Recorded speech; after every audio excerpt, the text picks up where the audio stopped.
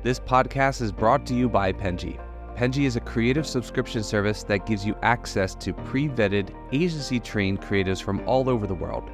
From graphic design to illustrations to social media management and web development, it's all included for one monthly price. It's time to say goodbye to the hassle of searching for top-notch creative talent. With Penji, you get quality and consistency delivered right to your inbox every day, carefully crafted for you by humans. So meet your new creative team today. Head over to penji.co for more and enter the coupon code located within the podcast show notes.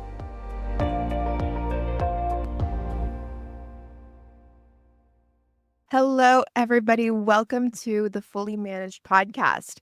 This is a podcast where we are going to be discussing marketing, business tips, and so many other things to help assist you in your business journeys. I'm your host, Daniela, and I'm Penji's partnership coordinator. I'm joined here today with a very special guest, Jimmy Stearns from Attention Grabbing Media. Hi, Jimmy. How are you? Good, Daniela. How are you doing today? I'm doing great. Very excited to have you. So for everybody who is not familiar with you, with Attention Grabbing Media, what you guys do, can you tell us a little bit about you and what Attention Grabbing Media does? Yeah, sure. So Attention Grabbing Media is a full service digital marketing agency that we're based in Largo, Florida, which is kind of close to Tampa. So if you're aware where Tampa is in Florida, that's where we're at. The business actually started back in about 2015, 2016. Our CEO, his name is Manuel Suarez, and it all came from the idea of when he started working with his father. His father has a company called Natural Slim. And if you search them up online, you'll see that they're a 9-figure brand. They've been around for a long time. And like I said, it started with him. He wanted to do marketing for his father. And once he started doing that, he started growing the business. He showed his father how to get online, use digital marketing to really start to grow it. And when his father saw that that was like his superpower per se, he said, "Hey man, why don't you start a marketing business?" And he was like, "You're right." So then Attention Grabbing Media was born. So that's kind of where we started, and where we're at today is we're a 4 times Inc. 5000 growth company, to where every single year we just keep breaking records, and looking for more in the future. Amazing. And how specifically did you end up in Attention Grabbing Media? How did life lead you to work with them? Great question. So for me, I've always been in digital creation. So I was creating commercials. I was also doing commercial photography in Nashville, Tennessee, actually. That's where I originally was located. And this is a little bit before the pandemic happened. I know, right? Pandemic. So back in 2020 and 2019, I was going around doing this as, I guess you could say, my own business, right? I was going around to different local businesses, pitching to be able to go, "Hey, let me go ahead and make you some commercials," or maybe I would do wedding photography, event photography. And that's how I was generating income for myself.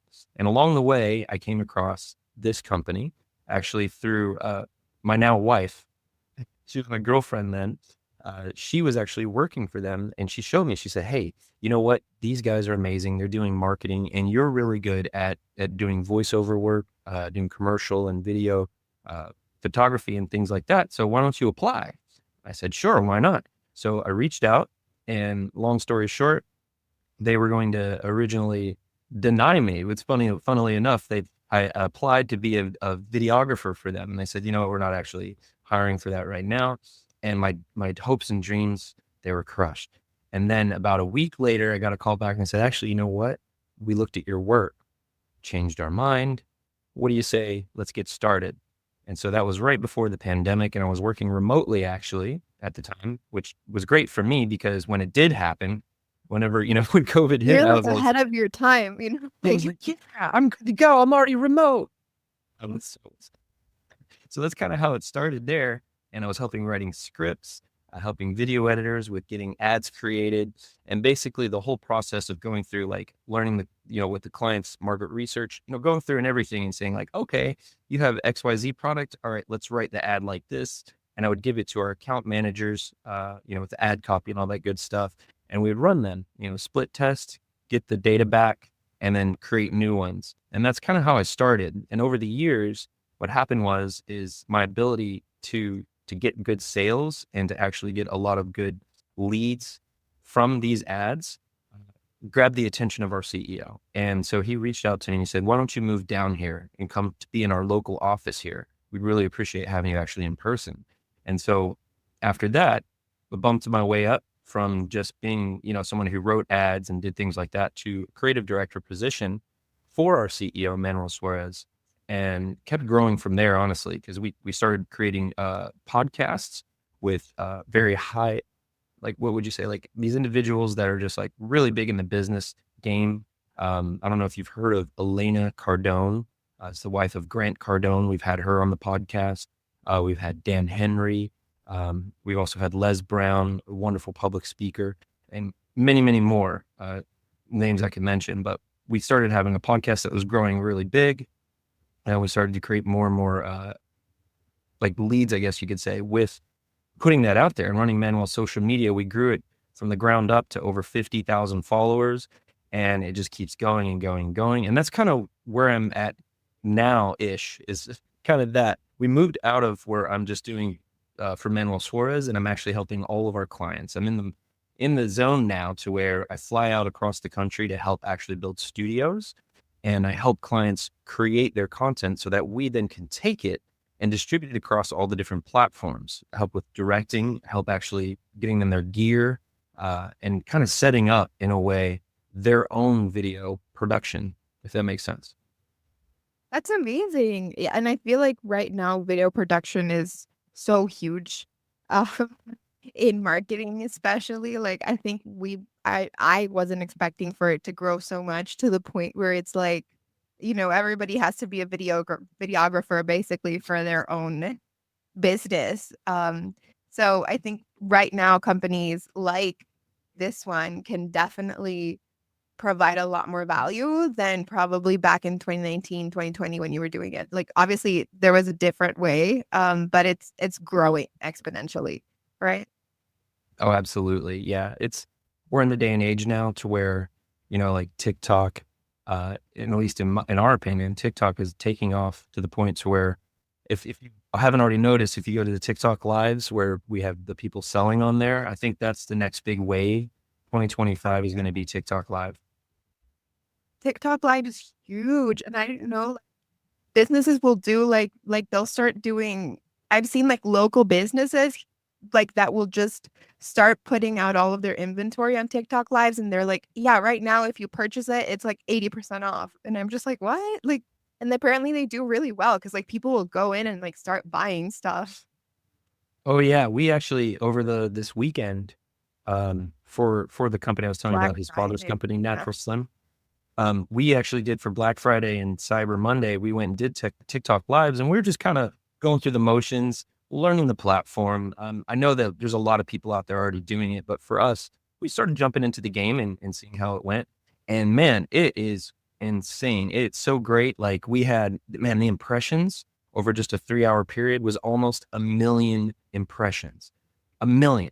So think about that. If you were to go like maybe an 8-hour day, like just going on the TikTok live, you're going to get probably an incredible amount of people being able to see your content, and you could funnel them in there, show your products, really get known. And I think that's why it's the big wave for 2025. I'm just going to throw that out there. No, yeah, TikTok in general has been the big wave for like the past few years, I think. Totally. Yeah, because TikTok kind of drives what happens in other social platforms. So I've talked to people who are a little bit more into like Instagram or YouTube Shorts, and I'm like, yeah, but I feel like at the end of the day, the trends always start on TikTok and then they move towards the other platforms, which is huge.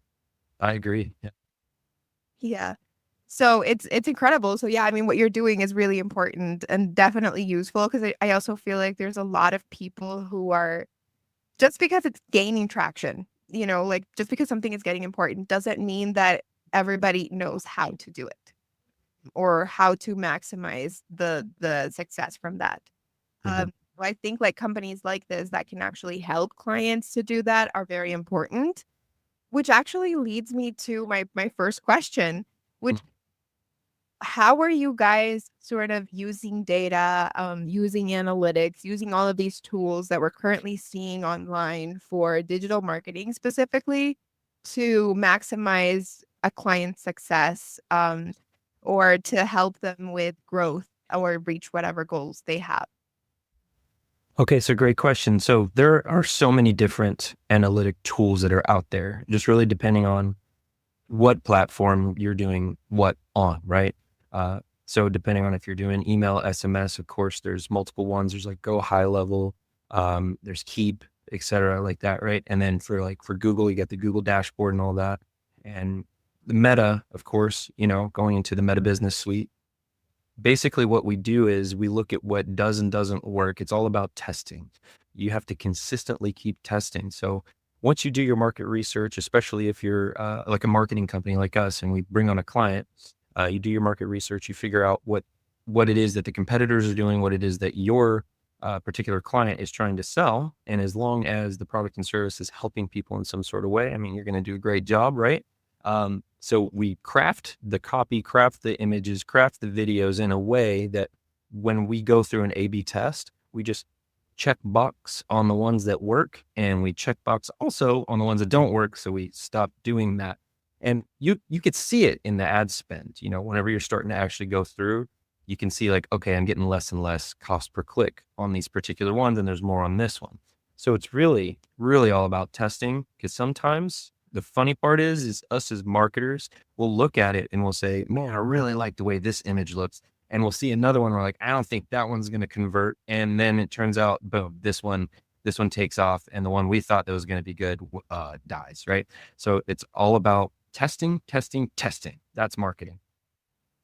And actually, I have another question because I feel like I'm seeing that there's also an emerging trend of people trying to do everything sort of algorithm driven, trying to optimize everything and like to have it fit an algorithm.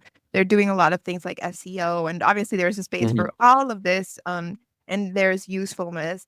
But my wonder is, how do you balance creativity and innovation and sort of new things with having that kind of algorithm optimized, algorithm driven optimization and producing content that stands out, performs, but also does well in the algorithm? Great question. So each platform, of course, has its own way of operating. And it's funny, like when people say algorithm, you start to think like, have you seen the meme where the lady's looking and there's all these numbers and things crying in front of her? You start to kind of think of it as like, what is this thing? Like it could be a little confusing. It might be a little bit hard to understand sometimes, but really what it comes down to be is like to jump ahead of the curve or to ride the wave, as some people say, is you look at kind of what other creators are doing, right? And see what's winning. And usually you pick a platform and go all in on it. So for instance, YouTube is great, obviously, for long form content. And what you do is you go and it's just like whenever you're doing product research, right? And you're going around and you're trying to figure out what's working best for other competitors and things like that. You go and look on the platform and see who's winning. So number one, Mr. Beast, obviously, go on there and see what he's doing. See what it is that these videos, how are they being edited? You don't have to necessarily get drones and have crazy, ridiculous things like Mr. Beast is doing, but you can at least analyze how the editing is being done in the video. Does he jump? Does he have a certain beat to it? Like when he speaks about something, does he lead up to a thing and then jump to another thing? How does the whole video end? Where's the peak of interest at? And you kind of look at those little things like that. And what you it actually is, it comes down to a little science. And I like to always, for me at least, compare it to like music. It has a beat to it. It has a rhythm to it when it comes to video. And everybody reacts to it differently, right? So you have different genres of music. You're going to have different genres of audiences and how they look at video types. And so what you want to do is figure out which audience you're trying to target, what type of rhythm in the video that they're going to really engage with the most. And that's how you get on top of the algorithm. And it really depends on which platform, because I just picked YouTube. You can go into TikTok, you can go into Instagram, Facebook, wherever, and you could do the same thing. You just go look at the top creators, kind of take a look at how the videos segment themselves, and then you take note, go down and take note on these different ones. You can kind of Frankenstein something, if that makes sense. You can go into like Google Docs. You could say, hey, you know what? I saw these guys do this. I really liked how they did the intro there. Check. This middle part here, check. I like how they piqued interest here. Sometimes one of the things you'll notice too is the top creators won't tell you that the video is ending. It just ends. Or you'll notice a loop just hits in. And those are right now what's trending. And that's what's really taking off. So what you do is you try to stay ahead of the game. You keep going, you keep progressing, you keep making. And like I always like to say here in our company, create. That's it. Yeah, no, that's great advice. And actually, your answers are great because they're leading me to my other question. When it comes to creation, it can be difficult for a lot of people. And I think a big process of creating something is collaborating with other people, working together. A lot of times that is a huge part of it. Mhm. How difficult or how easy do you find it to be in any kind of creative field or not creative?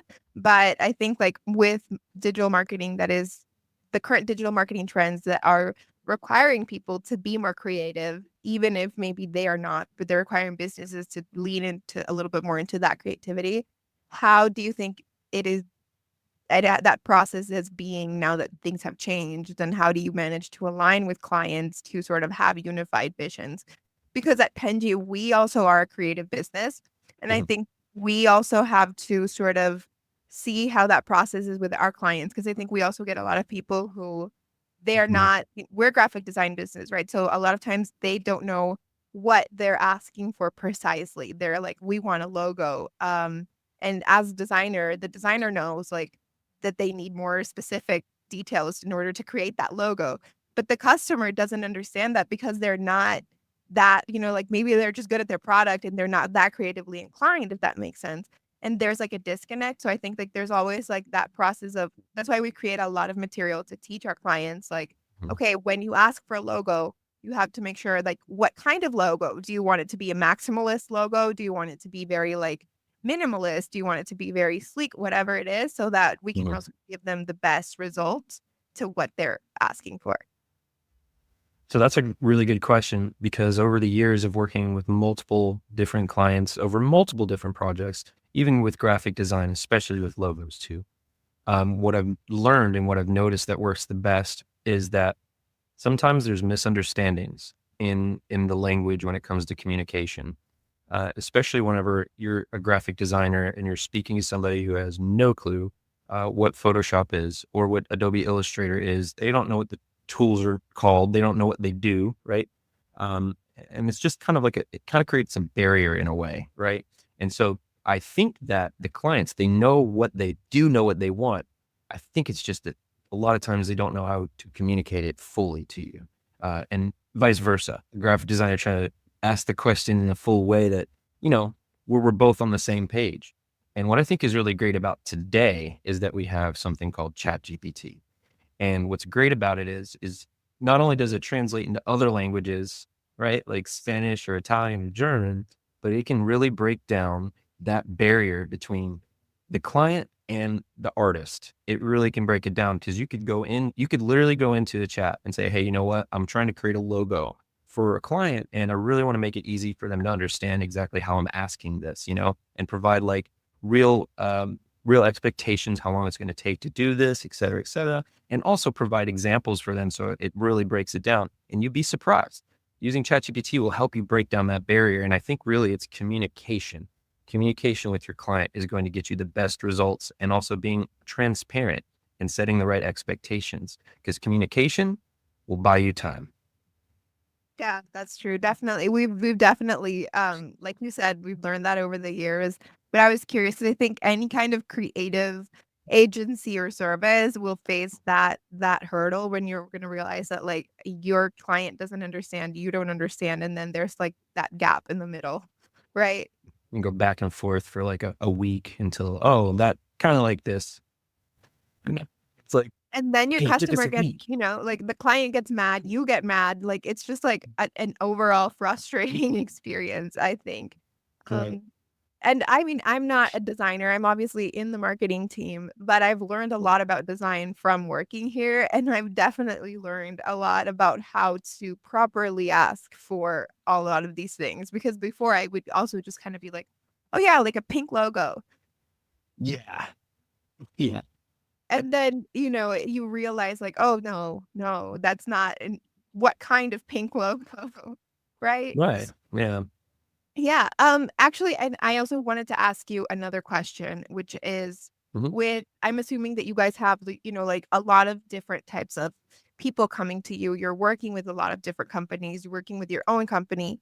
That requires a lot of inspiration. You got to keep those juices flowing all the time. How do you do that? What keeps that inspiration going? What do you guys do when there's like a block, when you can't come up with something, especially when you have to sort of keep a business going and have like a lot of these people's needs met? Yeah, that's a great question. So creator's block or writer's block, I think is really just kind of like, and I hate to break it down to everybody like this, but I think it's an excuse. And here's why. We have so many things at our fingertips today that can break you through in the creative field. You have so many creators out there that are creating content that you can go and watch to get inspiration for. And now you have artificial intelligence to also help you brainstorm and break through that. But it's really no longer a real thing. I think it's kind of an excuse now because for me in the past, at least, before we had all of this at our fingertips, yeah, it was hard, man. You'd have to like really just kind of keep making stuff.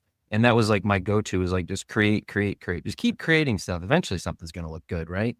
And that was my original go-to. My motto was just keep on creating and eventually gold will come from it. And now I'm like, hey, dude, there's so many things out there that like, if you get creatively like blocked, you feel like you're burnt out. Well, then now it's time to go and explore something different. That's like, for instance, go wild with it. Right. So my suggestion to you, if you get burnt out, is go out and start creating something that you find so much fun doing that has nothing to do with work, that when you come back to work, your brain is already changing in a different gear, that you're able to pretty much jump back into that creativeness. I hope that makes sense. Like that's what I do. No, that totally makes sense. It totally makes sense to think like reconnecting with nature type of thing. Yeah, I mean, you could go, for instance, for me, I have really bad jokes. Really not that funny of a guy. At least I think I am really funny. But anyway, I go out and I start to create these things that I think are really funny when I'm not working, right? And I'll make goofy things. I'll even go make like I made an Instagram called AI Boomer Humor. And I'm just sitting there making all kinds of goofy things just to help with that process, because if you just keep creating, I think it's inevitable that you're never going to get a block because you're always doing it.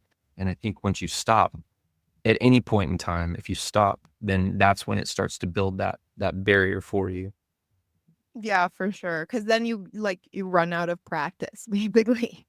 Yeah, I mean, think about a guitar player. What if he just stopped playing for a few years and he came back and we're like, play live, go, play the solo. And he's like, wait, didn't practice. Yeah, so you can get stuck. Yeah. Make a lot of mistakes. No, for sure.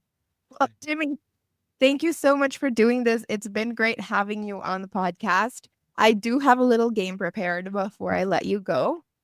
Sure. It's a bunch of rapid fire questions. So I'm going to set a 1 minute timer on my phone right now. Okay. And we're going to try to get through these questions. They're really silly. So I've had like I do it and with my guests all the time, and nobody has ever been able to get through 20 questions. We'll see how many we can get through. My advice, don't think about the answer, just say whatever comes to your head. Okay, I'm good at that. I'm good at that. Let's go. Yeah. Because I have like people who think too much and then that's what ruins them. Okay. Okay. How long do you think you'd survive a zombie apocalypse? 5 minutes. Favorite smell? Wait, what? Favorite smell? Flower. Have you ever gone a day without wearing underwear? No. What do you think your last words will be? Help me, I'm crying. What's your Wi-Fi password? Oh, that maybe I shouldn't ask that one. Why do round pizzas come in square boxes? For the sake of being pizza. What would you do if you won $1 million? Probably buy really comfortable shoes. How do you hang toilet paper, over or under? Under. Have you ever gone to a corner store and stolen a candy bar? I have not. How many beers do you think you'd be able to consume? Probably one. If you failed a driver's test, which part would it be? It would be the parallel parking. I suck at that. What type of dog breed would you be if you would be a dog? Border collie. Let's see. Do you like pineapple on pizza? I do. Yes. Okay, it's time. Actually, we got through, let me see, 11, which is not bad. And it's probably my fault because I was looking at some of my questions and some of them were kind of like, I'm not gonna answer that. Totally fine. It was really fun. Thank you for playing that game. Thank you for doing it as well. You were pretty good actually, so it was my fault. We took too long. Nah, you did. Yeah.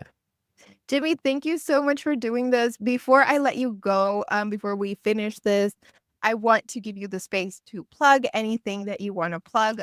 Right now is the moment. If anybody wants to go and work with you, if they want to get to know you, whatever, the space is yours. Okay, great. Well, I have two things I want to say. First is Attention Grabbing Media's mission statement. So that way you guys know exactly what we're all about. Our mission is to help hundreds of millions of small businesses. Excuse me. I'm going to repeat that. I know you're going to edit this. Sorry. Our mission is to help hundreds of millions of small business owners around the world control their own revenue with attention-grabbing marketing strategies that create an explosion of prospects and customers, which leads to a thriving business and an improved quality of life for employees, owners, and clients of that business. That's our mission statement. It's kind of what we want to do for you, right? And the second thing I want to plug there is in January, next month, on the 24th and 25th, we're having an AI mastermind. And that's where our CEO, Manuel Suarez, is keeping the local public and local business owners up to date with what's trending, what's happening in the AI world. We do it every 6 months, 3 to 6 months to keep you updated because it's fast paced. So if you're interested in learning more about that, just go to aicourse.ai and you can either sign up virtually or come locally.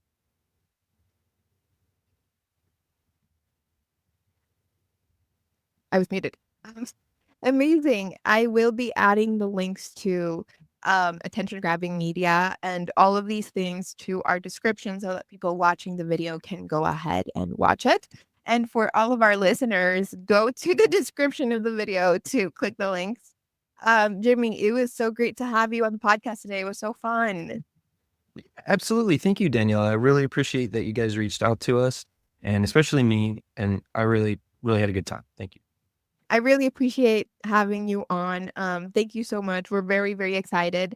Everybody, I will see you. Sharon will see you on the next episode. You've been listening to Fully Managed, brought to you by Penji. Check out the show notes to learn more about today's guest, and to learn more about Penji, the human-first creative subscription service, head over to penji.co. And by the way, if you're still listening, it would mean the absolute world to us if you were to share this podcast with a friend and, of course, subscribe.